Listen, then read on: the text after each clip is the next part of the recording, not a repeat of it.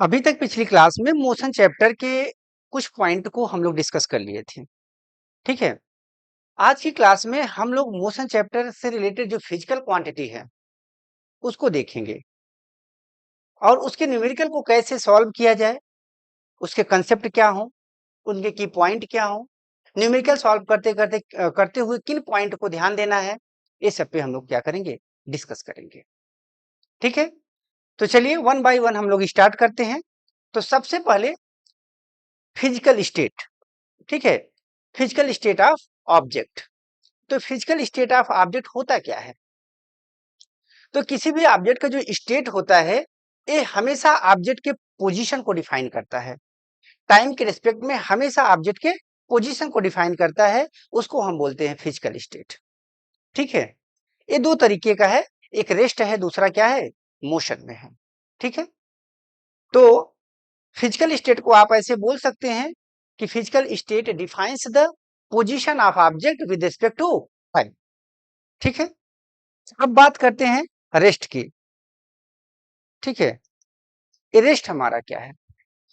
तो रेस्ट किसी भी ऑब्जेक्ट के स्टेट को आप रेस्ट में तब बोल सकते हैं जब टाइम के रिस्पेक्ट में या रेफरेंस पॉइंट के रिस्पेक्ट में या सराउंडिंग के रिस्पेक्ट में उसका पोजीशन चेंज ना हो। ठीक है। तो आप बोलेंगे वो ऑब्जेक्ट हमारा क्या है, रेस्ट में है। ठीक है। इसके उल्टा सोचें कि अगर ऑब्जेक्ट का पोजीशन टाइम के रिस्पेक्ट में, रेफरेंस पॉइंट के रिस्पेक्ट में या सराउंडिंग के रिस्पेक्ट में चेंज हो रहा है तो हम बोलते हैं वो ऑब्जेक्ट हमारा क्या है, मोशन में है। ठीक है। तो यहां पे देखिए, a body is said to be in state of rest when its position does not change with respect to a reference point और सराउंडिंग। ठीक है। तो रेस्ट को डिफाइन करने के लिए आपको देखिए एक ग्राफ में रिप्रेजेंटेशन कैसे करते हैं। एक है एक्स एक्सिस और दूसरी है वाई एक्सिस। एक है एक्स एक्सिस, दूसरी है वाई एक्सिस। एक्स एक्सिस पे मान लेते हैं टाइम है और वाई एक्सिस पे क्या है, डिस्टेंस है। ठीक है। वाई एक्सिस पे डिस्टेंस है। तो अगर ये ग्राफ हमारा इस तरीके से बन जाए, ठीक है, ये पॉइंट हमारा मान लेते हैं 1 मीटर है, ये 2 मीटर है, 3 मीटर है, ये 4 मीटर है, इस तरीके से मीटर में हमारा डिस्टेंस है और टाइम मान लेते हैं सेकेंड में है। ठीक। तो टाइम के रिस्पेक्ट में बताइए ये जो डिस्टेंस है इस पॉइंट पे मान लेते हैं ये 0 सेकेंड है, ये 1 सेकेंड है, ये 2 सेकेंड है, 3 सेकेंड है, ये 4 सेकेंड है। टाइम भी बढ़ रहा है। तो टाइम इस 0 पॉइंट पे देखेंगे तो ऑब्जेक्ट का डिस्टेंस कितना है, बोलिए 3 मीटर है। और 1 सेकेंड पे कितना है, तब भी 3 मीटर है। 2 सेकेंड पे क्या है, तब भी 3 मीटर है। 3 सेकेंड पे तब भी 3 मीटर है। मीन्स टाइम बार बार बढ़ रहा है, कंटिन्यूसली क्या हो रहा है, बढ़ रहा है। लेकिन ऑब्जेक्ट का जो पोजीशन है वो चेंज नहीं हो रहा, वो 3 मीटर पे ही है। तो ऐसे ऑब्जेक्ट को हम बोलते हैं रेस्ट में है। ठीक है। दूसरी बात करें मोशन की, तो किसी भी ऑब्जेक्ट को मोशन में तब बोलेंगे जब उसका टाइम के साथ या रेफरेंस पॉइंट के साथ पोजीशन क्या हो जाए, चेंज हो जाए।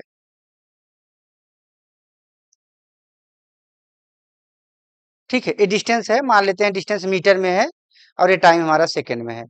ठीक है। ये सेकंड, मिनट, आवर कुछ भी हो सकता है और डिस्टेंस हमारा मीटर, किलोमीटर, सेंटीमीटर कुछ हो सकता है, कुछ भी हो सकता है। ठीक है। यूनिट आपको दे दिया जाएगा। तो इस समय अगर ग्राफ हमारा इस तरीके से चला जाए तब भी हम बोलेंगे मोशन में है। यदि ग्राफ हमारा इस तरीके से चला जाए तब भी हमारा मोशन में है। ठीक है। क्यों ऐसा है, क्योंकि आप बोल रहे हो कि टाइम के साथ सर यहाँ पे 1 second, 2 second, 3 second, 4 second. 1 second पे इसकी पोजीशन मान लेते हैं यहाँ पे है, 2 सेकेंड पे यहाँ पे है, 3 सेकेंड पे कहाँ पे है, यहाँ पे है। तो बार बार पोजीशन वेरी कर रहा है, तो ऐसे ऑब्जेक्ट को हम बोलेंगे मोशन में है। ठीक है। तो ये मोशन और रेस्ट दोनों रिलेटिव टर्म है। ठीक है। तो अगर हम रेस्ट और मोशन की बात करें तो ये विदाउट ऑब्जर्वर मीनिंगलेस है, कोई मतलब का नहीं है। तो ऑब्जर्वर का होना भी जरूरी है कि ऑब्जर्व कौन कर रहा है। रेस्ट और मोशन पॉइंट को। ठीक है, इसको हमने पिछली क्लास में आपको समझा दिया था। ऑब्जर्वर का क्या रोल होता है, रेस्ट कैसे डिफाइन करते हैं, मोशन कैसे डिफाइन करते हैं, ये तो जस्ट मैंने रिकॉल कर दिया। ठीक है, आगे चलते हैं। मोशन की जो सबसे पहली फिजिकल क्वांटिटी है, यहाँ पे डिस्टेंस से स्टार्ट होती है। डिस्टेंस क्या होता है? ठीक है, तो डिस्टेंस हमारा एक ऐसा फिजिकल क्वांटिटी है जो कोई भी ऑब्जेक्ट क्या करे, किसी भी पाथ पे ट्रेवल हो, तो जो टोटल पाथ का लेंथ होगा वही उसका क्या होगा, डिस्टेंस होगा। ठीक है, तो हम बोल सकते हैं कि the actual path length travelled by an object is called distance. ठीक है, तो देखिए यहाँ पे डिफिनीशन भी लिखा गया है कि the actual path or length travelled by an object during its journey from its initial position to the final position is called distance. वो हमारा क्या होगा, डिस्टेंस होगा।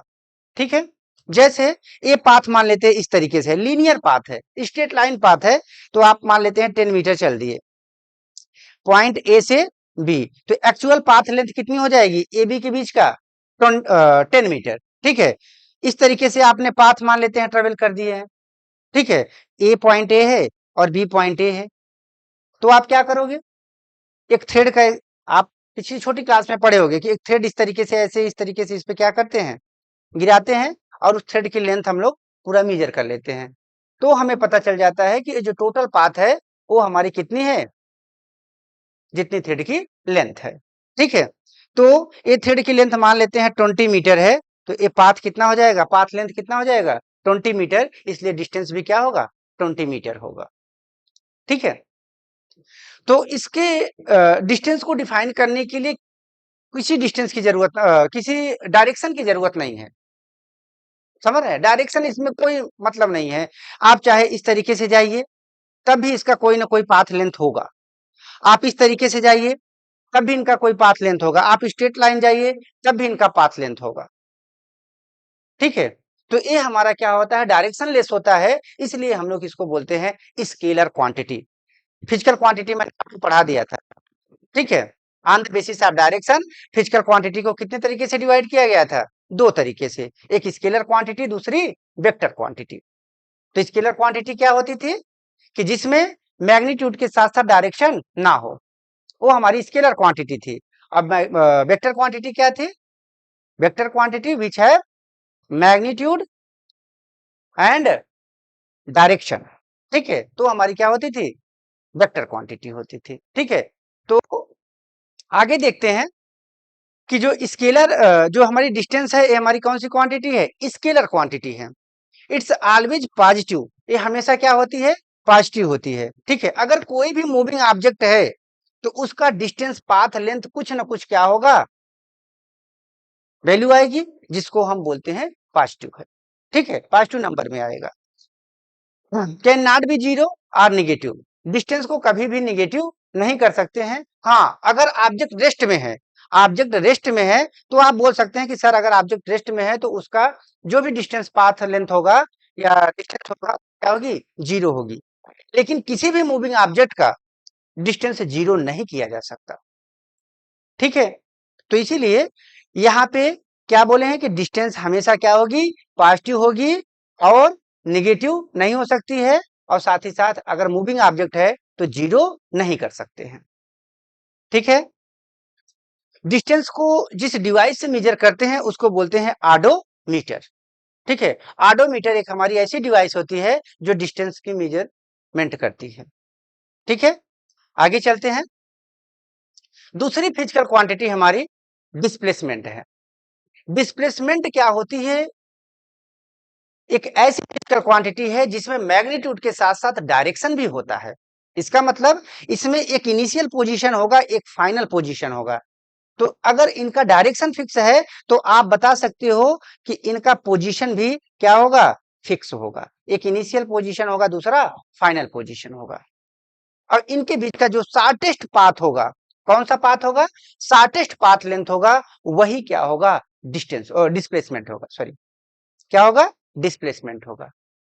ठीक है, तो आप बोल सकते हो क्या कि displacement displacement is those physical quantity which have shortest path, ठीक है, shortest path traveled by an object from initial position to the final position in a particular direction, ठीक है।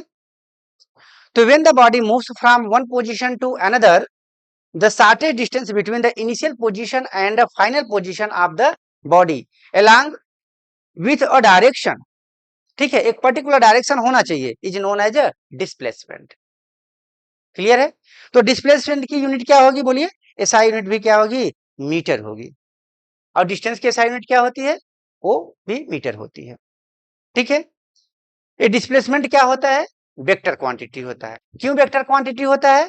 क्योंकि इसके पास मैग्नीट्यूड के साथ साथ डायरेक्शन भी होता है, ठीक है। मैग्नीट्यूड के साथ साथ क्या होता है? डायरेक्शन भी होता है। और इसको कभी भी जैसे आप बोले थे ना, उसको डिस्टेंस को आप निगेटिव कर सकते हैं, जीरो कर सकते हैं, लेकिन डिस्प्लेसमेंट को आप उसको क्या, सॉरी डिस्टेंस को कभी जीरो नहीं कर सकते मूविंग ऑब्जेक्ट का, और निगेटिव नहीं कर सकते। लेकिन डिस्प्लेसमेंट में क्या करेंगे? आप दोनों चीजें कर सकते हैं, जीरो भी कर सकते हैं और निगेटिव भी कर सकते हैं। क्लियर है? तो मान लेते हैं आपका ये पाथ है, ठीक है, कर्व पाथ है। ए पोजीशन क्या है? इनिशियल पोजीशन है। ए क्या है? फाइनल पोजीशन है। डिस्टेंस में आपका क्या करते थे? टोटल पाथ लेंथ क्या करते थे? मेजर करते थे। और यहाँ पे आप कहोगे इनिशियल पॉइंट से फाइनल पॉइंट को आप मिला दीजिए, तो ये जो डिस्टेंस होगा या जो शॉर्टेस्ट पाथ होगा, इससे छोटा कोई पाथ नहीं होगा, इसीलिए इसको बोला जाता है शॉर्टेस्ट पाथ, ठीक है। तो ये शॉर्टेस्ट पाथ जो है, ये क्या होगा? ए से बी के बीच का जो डिस्टेंस होगा, ठीक है। तो एक पर्टिकुलर डायरेक्शन हो गया ए टू बी की ओर, इसलिए इसको हम क्या बोलते हैं? डिस्प्लेसमेंट बोलते हैं। क्लियर है? अब डिस्टेंस और डिस्प्लेसमेंट में कुछ पॉइंट होंगी जिसके साथ हम डिफरेंस बताएंगे। तो पहले आप क्या करेंगे? बाय डिफिनीशन बता सकते हैं। बाय डिफिनीशन आप बता सकते हैं कि डिस्टेंस और डिस्प्लेसमेंट में क्या डिफरेंस है, ठीक है। तो अगर ये मान लें डिस्टेंस है और ये पॉइंट क्या है? डिस्प्लेसमेंट है, ठीक है। तो डिस्टेंस क्या होता है समझिएगा ध्यान से। डिस्टेंस जो होता है टोटल पाथ लेंथ होता है ट्रेवल्ड बाय एन ऑब्जेक्ट, ठीक है, किसी भी डायरेक्शन, इन एनी डायरेक्शन, वो हमारा क्या होगा? डिस्टेंस होगा। इसमें क्या होगा? Displacement is a shortest path traveled by an object from initial position to the final position in a particular direction। Direction word use करना जरूरी है, ठीक है। ये तो डिफिनीशन हो गया। दूसरा आप बोलोगे कि ये जो डिस्टेंस होता है ये हमारी स्केलर क्वांटिटी है, और डिस्प्लेसमेंट क्या है? बोलो, वेक्टर क्वांटिटी है, ठीक है। तीसरा पॉइंट क्या है? डिस्टेंस अगर किसी भी मूविंग ऑब्जेक्ट का है तो कभी भी जीरो नहीं हो सकता, can not be zero, can not B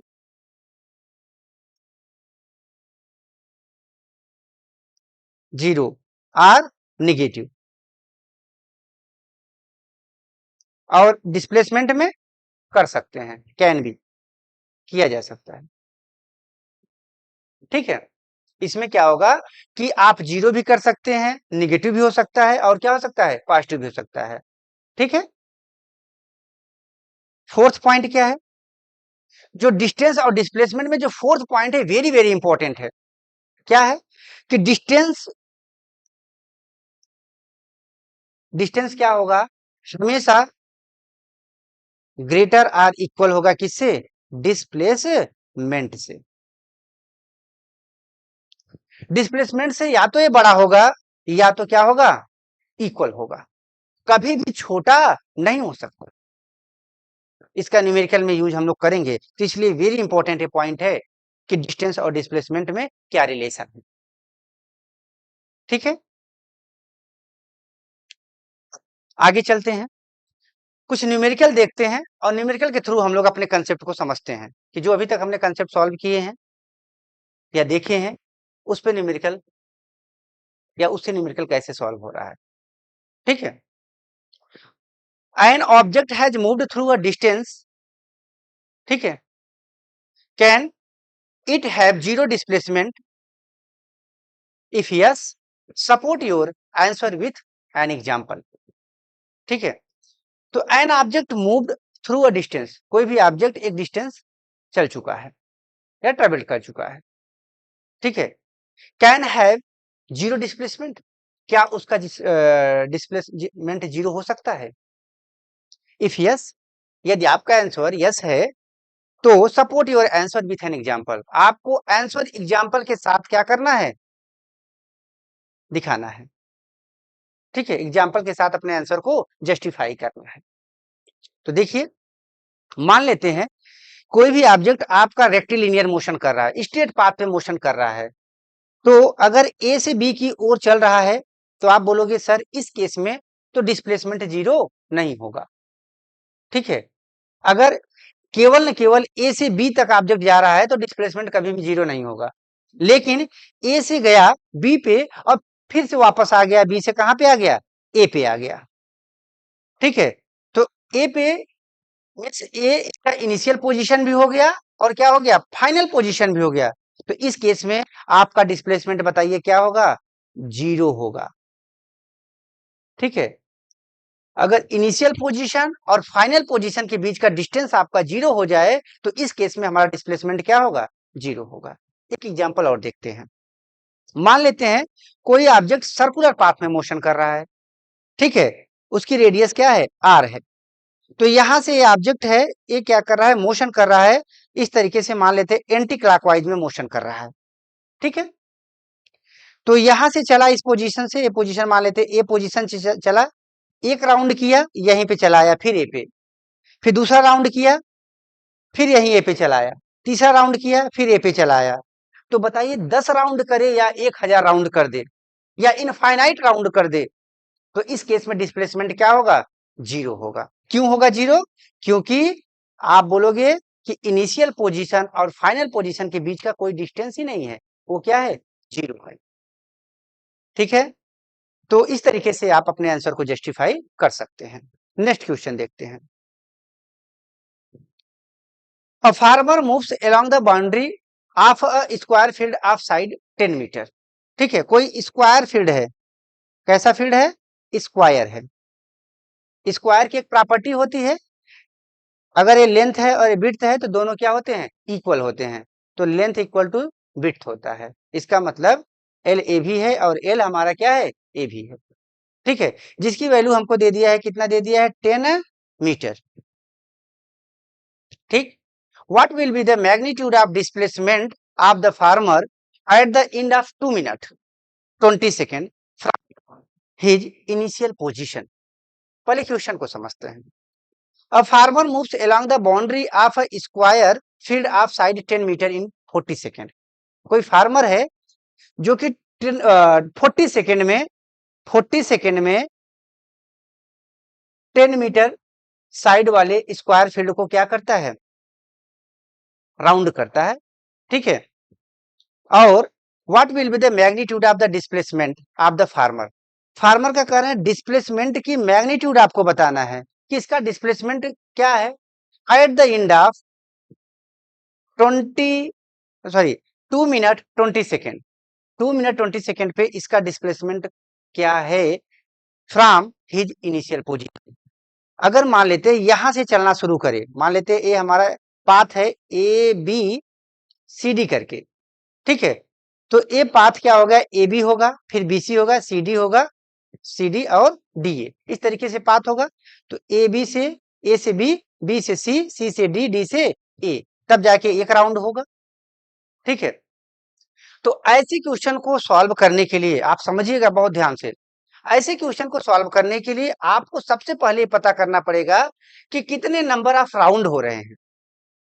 अगर इतने टाइम में इतना राउंड हो रहा है तो जो गिवन टाइम है उसमें कितना राउंड हो रहा है, क्योंकि आपको डिस्प्लेसमेंट ज्ञात करना है या डिस्प्लेसमेंट फाइंड करना है।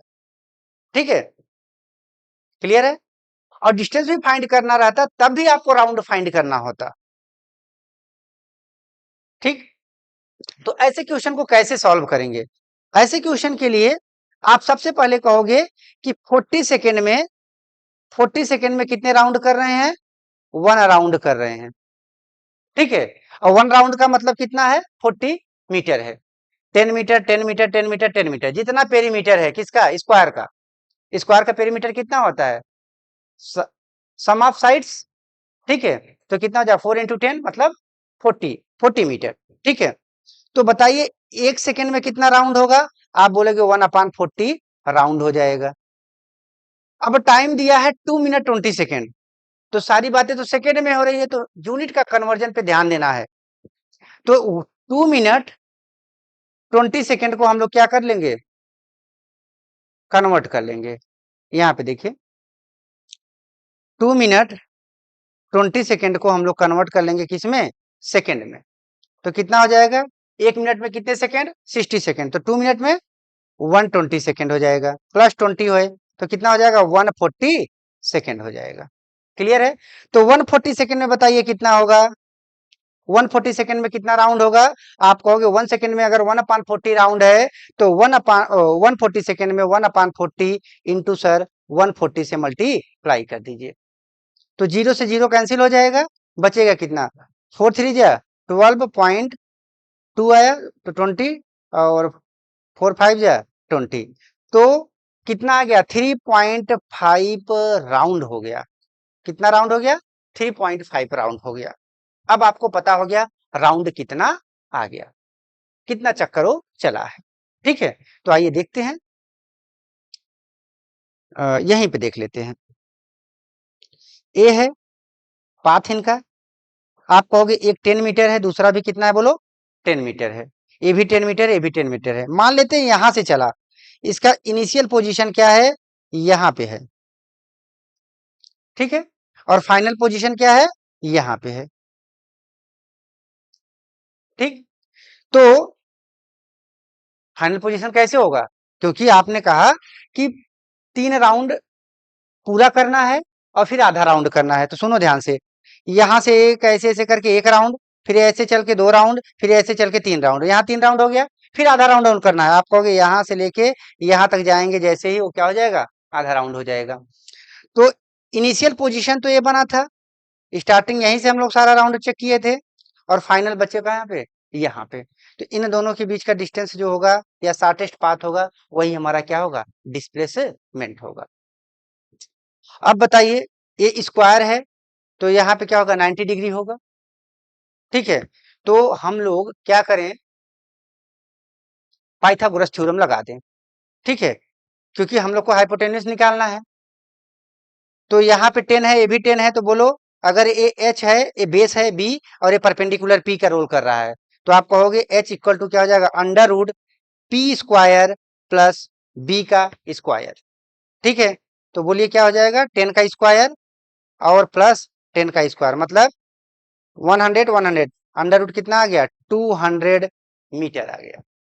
तो ये आपका जो डिस्प्लेसमेंट है अंडर रूट 200 मीटर, या इसको और सॉल्व करेंगे तो कितना आ जाएगा? 10√2 आ जाएगा, 10√2 मीटर। क्लियर है? ये आपका डिस्प्लेसमेंट आ गया। मान लेते हैं इस क्वेश्चन में डिस्टेंस भी पूछ लेता, तो अगर डिस्टेंस पूछ लेता तब आप कैसे सॉल्व करते?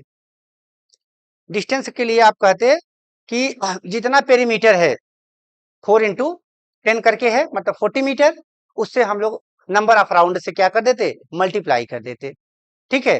तो 40 इंटू 3.5 कर देते, तो जितना आंसर आ जाता वो आपका डिस्टेंस हो जाता, अगर क्वेश्चन में पूछता तो, ठीक है। तो हम कुछ ही क्वेश्चन सॉल्व करेंगे, लेकिन कंसेप्ट के साथ करेंगे।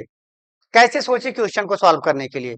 तो ऐसे क्वेश्चन को सबसे पहले क्या करेंगे आप? अगर टाइम दिया है और पेरीमीटर, जो भी पाथ स्क्वायर भी हो सकता है, रेक्टेंगल भी हो सकता है, सर्कुलर भी हो सकता है, ठीक है। तो सबसे पहले हम लोग क्या फाइंड करेंगे? राउंड फाइंड करेंगे, कितने नंबर ऑफ राउंड हो रहा है, कितने नंबर ऑफ साइकिल हो रहा है इनका, ठीक है। उसके बाद हम लोग क्या करेंगे? इनका इनिशियल पॉइंट फाइंड करेंगे, फाइनल पॉइंट फाइंड करेंगे।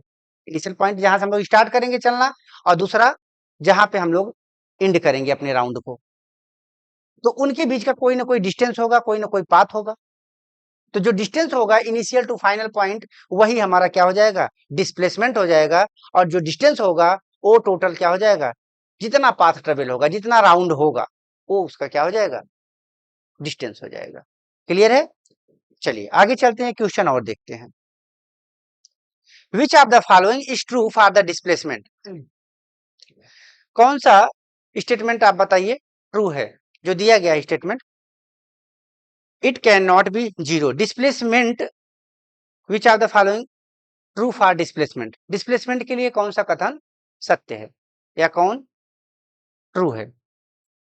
It can not be zero, displacement को जीरो नहीं किया जा सकता है। क्या ये सत्य है? नहीं, आप बोलोगे गलत है पॉइंट, तो ये फॉल्स है, ट्रू नहीं है, फॉल्स है। ठीक है, its magnitude is greater than the distance travelled by an object.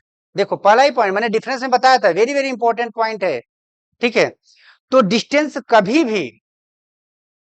भी डिस्प्लेसमेंट से छोटा नहीं हो सकता, सॉरी, हाँ ठीक है, डिस्प्लेसमेंट से कभी भी छोटा नहीं हो सकता। इसका मतलब डिस्प्लेसमेंट छोटा हो सकता है, डिस्टेंस नहीं हो सकता, लेकिन डिस्प्लेसमेंट होता है।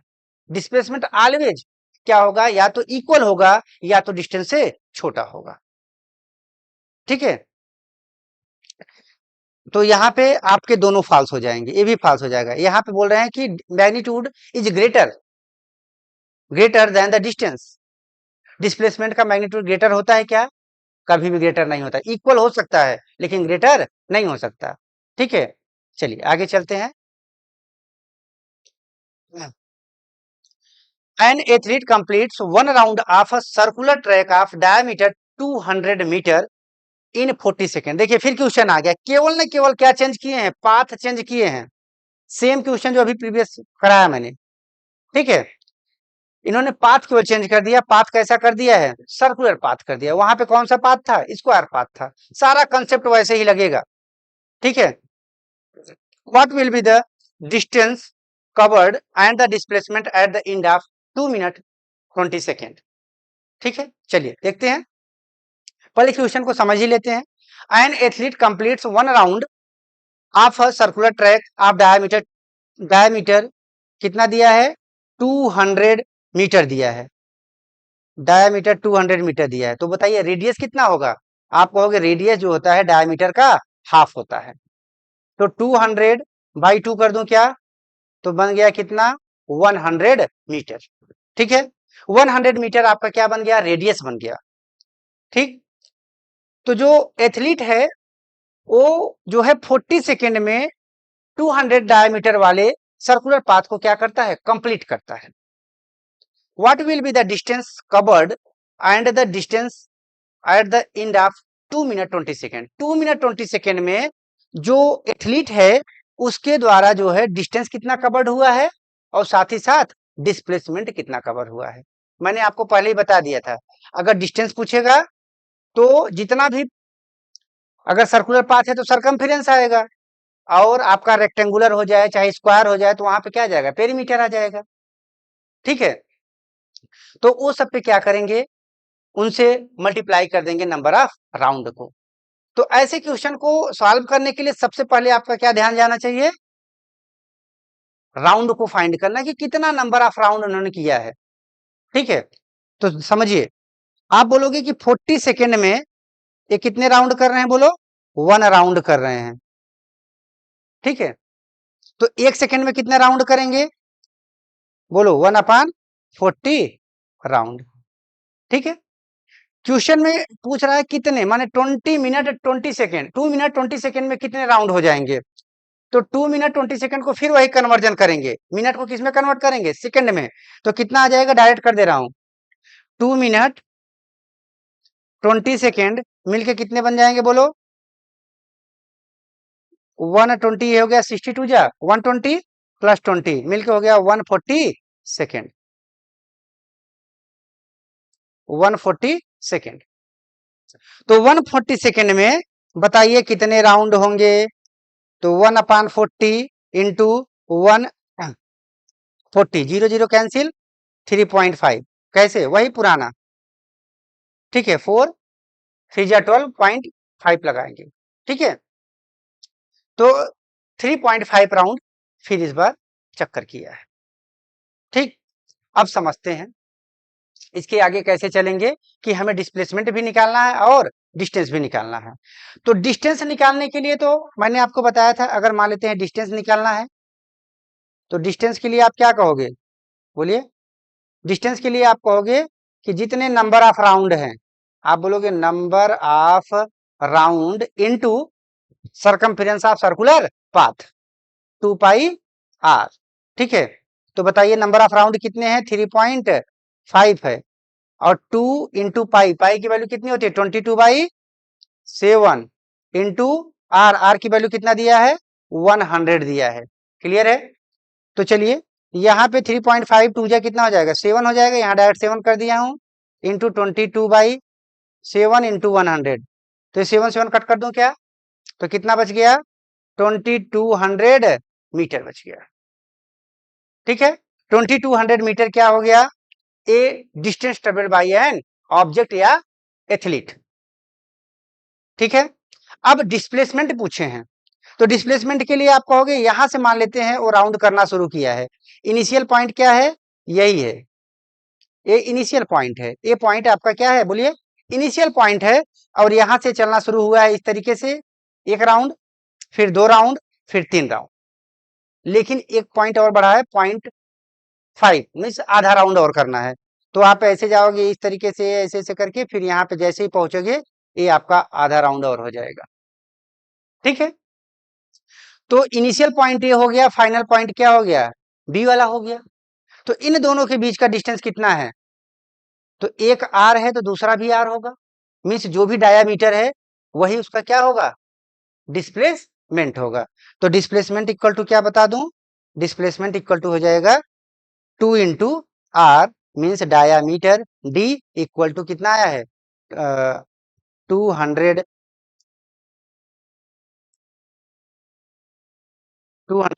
मीटर। ठीक है, तो यहां तक हमको क्या करना है, देखना है।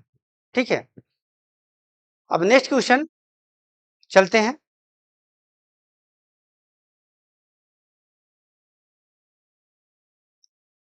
एक मिनट, हैंग कर गया क्या।